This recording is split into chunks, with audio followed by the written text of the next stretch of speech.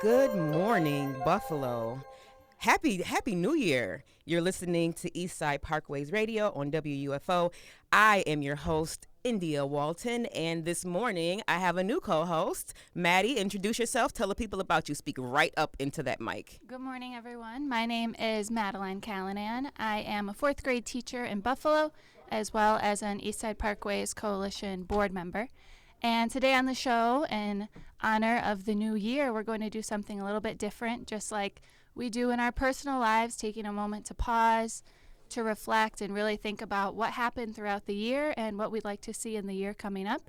So today we're going to do a year in review of Eastside Parkways Coalition and some of the things that were accomplished in 2025. And it's vitally important to keep into perspective. This is not a victory lap. This is for accountability, for transparency. We do celebrate our victories, each one big or small, but we want to reflect on the year that just thankfully is over, and what we look forward to in 2026, but also to just be very sober minded that this is not over, right? It's really just beginning. So let's get into it. Let's start with the biggest headline of 2025, right? I think that we all breathe this humongous sigh of relief for a brief moment, in that a judge ruled that the Department of Transportation actually does need to perform an environmental impact statement, a full one. So let's think back about that, and we'll get you into the conversation too, Ms. Grant and Steve, who watched all of these things unfold in real time, and what that win felt like. Absolutely. Well, Happy New Year, everybody. Good morning. Happy New Year. Happy New Year. Brand new mission. Same mission, right? Restore. Same mission. Absolutely. So I actually joined ESP after the lawsuit, and the way that I found out about the lawsuit was pretty special. I was in my classroom, and Beth and Tendahi were there, and they were telling my students, and they said, they explained everything about the parkway, and the parkway was removed, and then they said, and we sued the state, and my students, they just started clapping. They were going crazy. And then Beth said, and we won. And they just lost it. They were like, yeah, you did. And that was my entry to the group. And I was like, this is amazing. And the energy was, Beth did say that was the best reaction that they'd had at all to the lawsuit. But, really that victory did set off a chain reaction from there, which has gotten us to where we are today. The state did an appeal, and the EIS is now moving forward, and community demands are a part of the official record. That's that is fantastic. And I think back to my first ESP meeting over at the Delavan Grider Center, and first of all, let's just talk about the dedication of the people who are doing this, right? It's a bunch of volunteers. Brad lends his talents in a capacity where he is an urban planner who focuses heavily on transportation. So we have experts, but a bunch of volunteer experts, right? And I brought into the group my expertise in community organizing and having community meetings. And the first time I went to a meeting, it was 5:30 in the evening, and there was no water, no snack, because in the organizing world, we'll at least have a bag of clementines or something. So I'm sitting there, my mouth is all dry. I'm like, can we get some snacks for the next meeting? Right. But I think with that, because our tent is so large and so broad, right? We have professors, nurses, dancers, young people, old people, filmmakers as a part of our group. There's so many perspectives that get brought to the table. So I think that is a real major win. And also I think that the type of time and attention and care that goes into when we have meetings, we try and make them accessible. We try and make them neighborhood focused and oriented. We even, have coloring books and crayons, so that the babies can attend as well. So that's a highlight that I wanted to share. We announced the call numbers, right? For The the call radio number? station? 837-1112. If you Yes. would like to call and share a victory that you had in 2025 or something you're looking forward to in 2026, then give us a call, 837-1112. Now, let's talk about those meetings. Maddie, what's 80 meetings. 80 meetings, 80 public meetings. And like you said, it's not just public as in, oh, anyone can come, but we're going to tell you about it the day before. And, oh, there's nothing to eat. And, there are 80 meetings that are public, that are accessible, and that are consistent, the first and third Thursdays. Sometimes I do mix up the locations, but so that's been since 2023. And we've had 15 events with over 600 attendees and tabled at 11 major community events across the city, at least 11 that we could think of. That's wonderful. Did we do Juneteenth in 2025? Yes. Yeah, we did. Yes, in 2024 too. In 2024 too. Yes, So we did. we've been at Juneteenth In the parade. in the parade for the last 2 consecutive years. So that's exciting. And I mean, like it really just is a beautiful thing to see so many people from so many diverse backgrounds coalesce around one issue. And we don't always agree on everything. We don't always agree how things should be done or what should be done, but the things that we do agree on are very, very strong. That, number one, the project objectives should be focused on the health of the community, particularly that stretch of Humboldt Parkway, and that it should be fully restored. And that's a great thing to agree on. It baffles me. It baffles me that there are people who don't think Right. that our community is worth that. Right. And that's one of I really enjoy tabling and for that reason, because people walk up to the table and first of all, you have no idea where they're coming from. So, some people are coming and they've been following this for years and they know the ins and outs and they're here to get an update or just talk about it. And other people, they come up to that table, not a clue. I had one gentleman walked up and he's like, I don't care about this. Stayed at the table for 20 minutes, right? And then he was like, oh my gosh, I had no idea. Sometimes when you see the lawn sign, you don't know the layers behind it, even just the health, because once people understand that, how do you disagree with that? So Right. I really love tabling for that reason. It has such a great reach. You have such good conversations. You learn so much from it. And we've been in so many different locations, Juneteenth, and we were tabling at Bidwell as well. And how can you walk to the farmer's market at a Parkway and stand there and say that someone else in a different community doesn't deserve to do what you're doing exactly in that moment? That's such an interesting point that you bring up, and that's one of my major points too. Is if Lincoln can have a parkway, if Bidwell can have a parkway, why can't Humboldt? And why do we call it Humboldt Parkway if that's not what it is, right? If we're not gonna restore the parkway, just call it the entrance to the Kensington Expressway. Exactly. Yes. Yeah, I want to say too, we're in the process now. The DOT and the community are in the process of having these listening tours. I know we had one, we've had twice, we have had 2. The last one was at the Ken Bailey Community Center, but there would be one that's going to be January 22nd, 2026. It's going to be from 5 to 7 p.m., and it will be in Cheektowaga.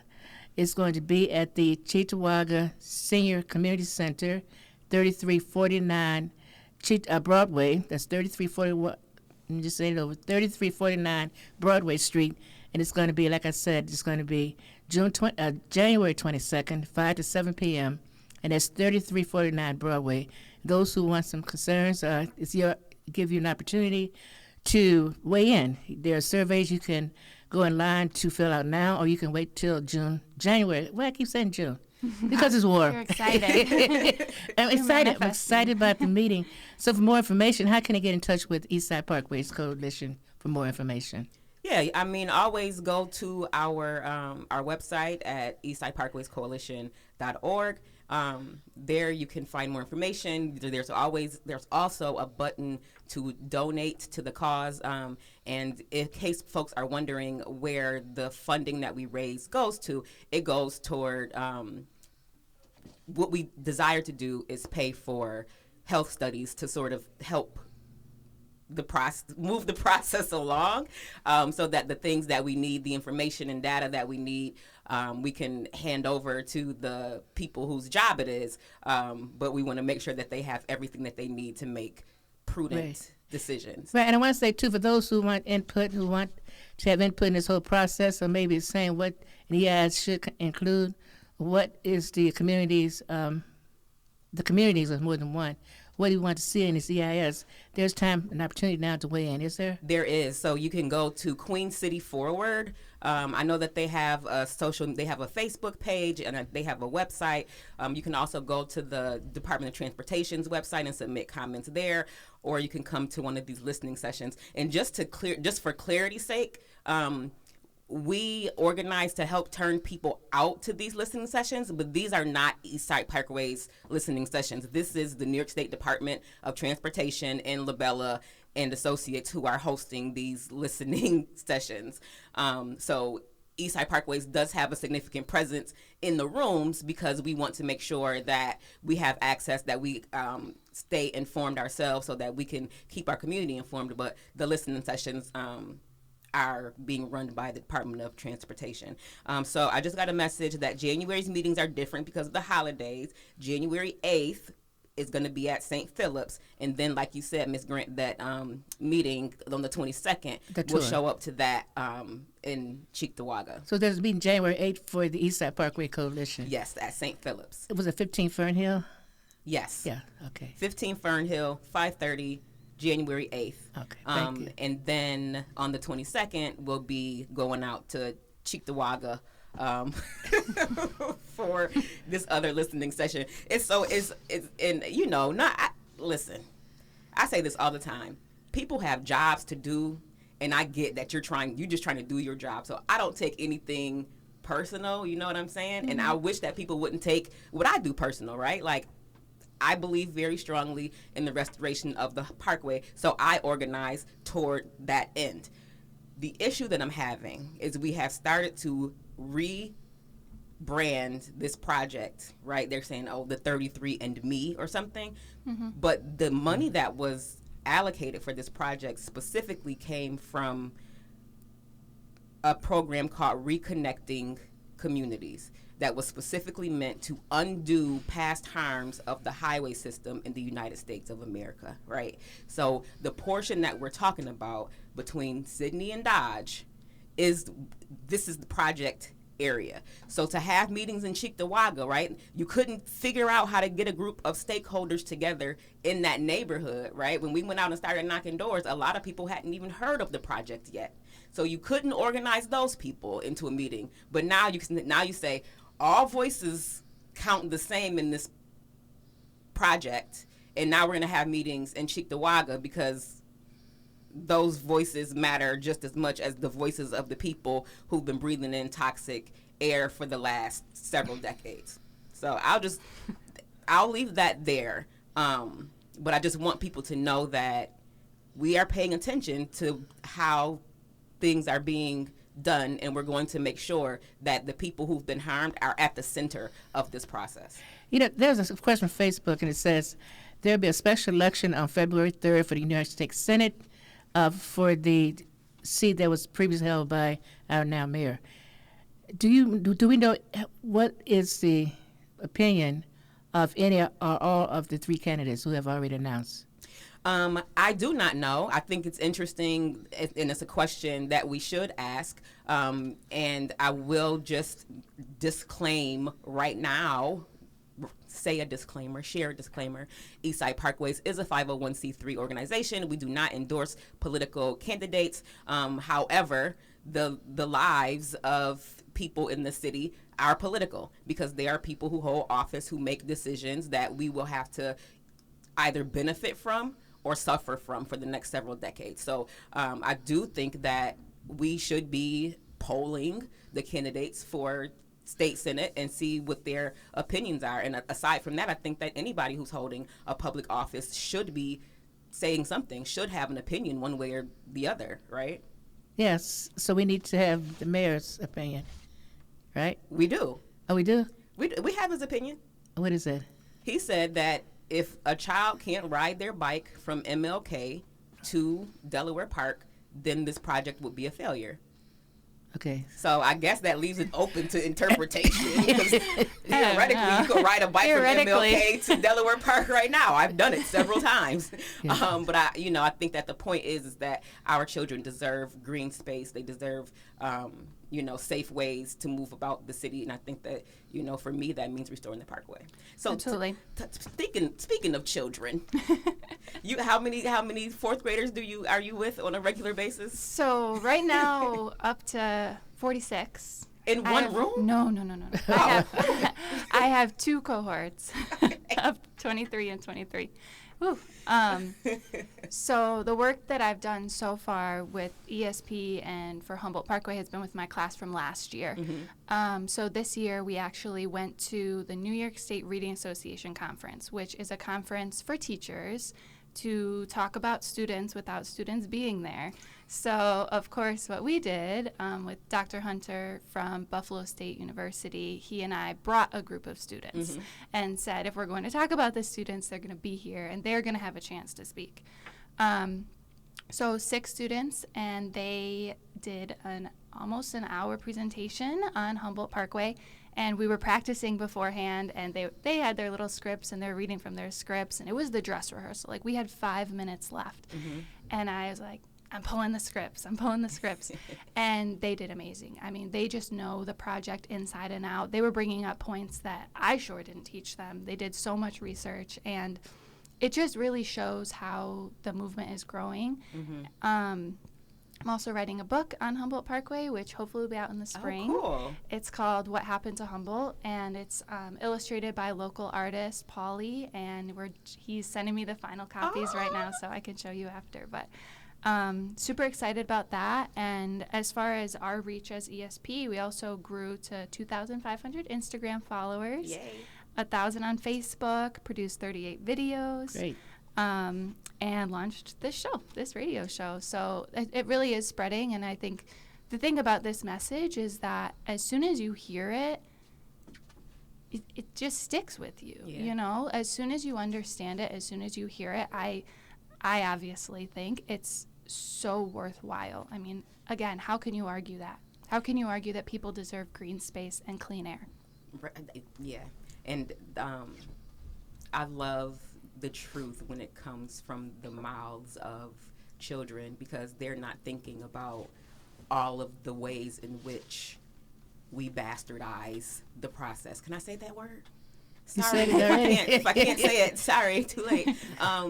But I mean, like, it's just such a pure thing. I actually had an endorsement interview with the children of Greenwood Place in 2021. A bunch of little kids. They write a newsletter and they wanted to interview me, right? So I go and I said, well, like, what changes would you like to see made? And they said, well, we like to play with one another, and sometimes cars come down our street really fast. So we would like the speed limit lower, and we would like a speed bump put in the street so that it makes the car slow down. Mm-hmm. But I mean, like, that is the perspective that children bring to these processes, and like, we need to listen to them, right? The kids are just like, trees are cool, like, we like them, we like shade in the summer. Yeah. So like, I appreciate that you are empowering. I don't like that word, I have to stop using it. We don't empower people because people are already powerful. We equip them, right? Mm-hmm. We give them the tools they need to express themselves, to learn to pull the levers of power. And you are teaching your students that at such a young age, that even though they're young, they still have a voice in all of this. And I think that's so, so special. So thank you for doing that. Thank you. Appreciate that. We got a few minutes left, and if there's anybody who has burning questions or a burning desire to say something, you can give us a call at 837-1112. But other than that... Well, I think we're to February in our year in review. I think we've made it to February. To February? We might need another week of this. we made it solidly into February. Well, we kind of got into like June and Right. stuff. But I mean, like, to your point about the socials, if you're not already, follow us on social media, on Instagram, on Facebook at Eastside Parkways. And Brad corrected me. It's not .org. It's .com. It's Eastside Parkways Coalition.com. So find us on the website. Find us on the interwebs and the socials and follow along, because what is going to transpire in the next few months to a year is going to be quite exciting as we see the project unfold. You got something, Steve? Yeah, listening to Maddie talk about her kids, that it struck me that if we all together do the right thing now, those kids will be telling their grandchildren that what they did back in the 2020s made a difference. And if we don't do that, it's going to be a very different story. Yeah, that's true. They're going to be like, back in the day, I was in Miss Maddie's class. in the 2020s. We have a caller. Caller, you're on the air. Hi, this is Brad, actually, calling to say, you know, India, when you came that one time, there was no food or drink. We learned from that, and Jim Gordon from Citizens for Regional Transit brings hot pizza and drinks and some veggies to almost every meeting. That's from right. From then on.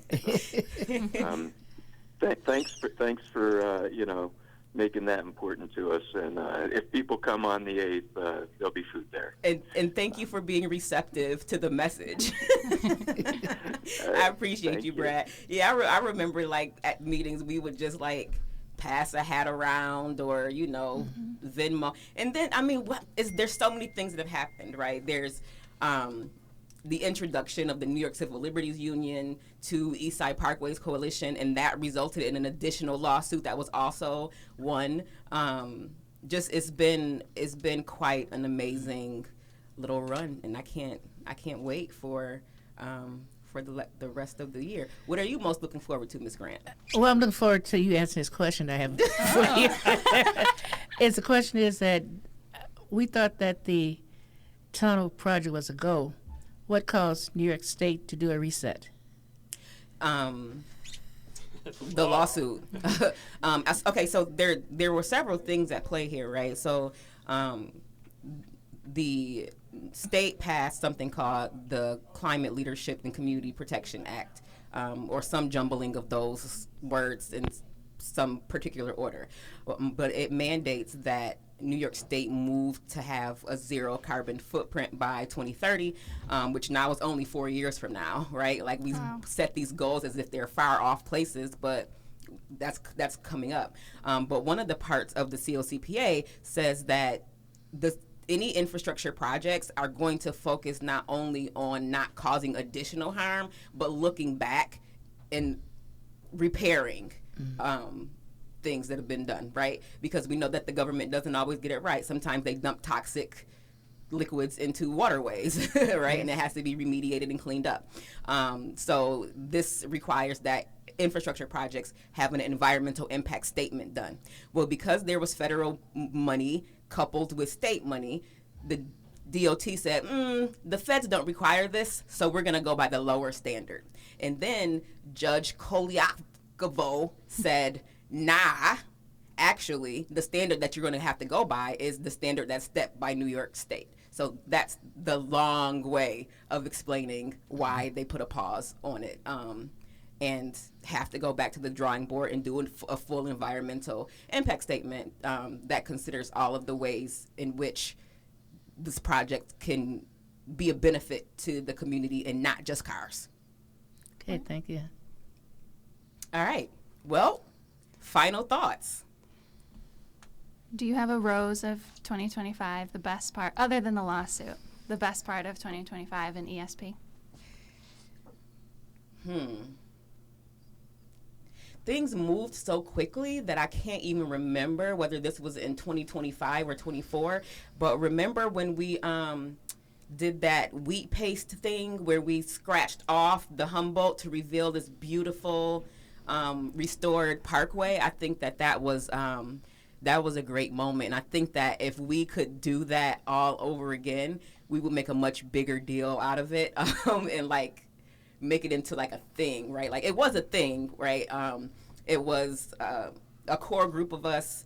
We did that thing. We had a crash course in canvassing and door knocking, and people literally came that day, learned how to knock a door, learned how to have a conversation, and we went on, especially being led by Miss Grant and Sherry Sherrill, to knock on thousands of doors and really get people involved in the process. So that was a highlight for me, and I'm just looking forward to more of that in 2026. For me, 2025 was the year where what 15, 20 years ago may have been the best solution that could be put through politically and socially, that in 2025 there's more of a realization that we can do so much better and actually cheaper and really make a difference in terms of health, in terms of the quality of our city at large. And in fact, the metropolitan area would be so much better with a world-class parkway that was 150 years ago, the celebrated worldwide. Wouldn't it be great to have 2025 as the start for that, to have it for our kids? That's right. I want to say Happy New Year to everybody who's listening and watching via Facebook. And what's most important for me was participation. In 2023 and 2024, there was no citizen participation on projects such as the East Side Parkway Coalition and the 33. Right now, we have community participation, we have meetings, we have input, we have a voice, and we're going to be part of the solution. So is community participation, community engagement, and giving people the information and the ability to be part of the process. That's right. And with that is a wrap. Thank you so much, Maddie. We got to do a part 2. We're only at March. All right. Thanks, everyone. We'll see you next week. Happy New Year. Happy New Year.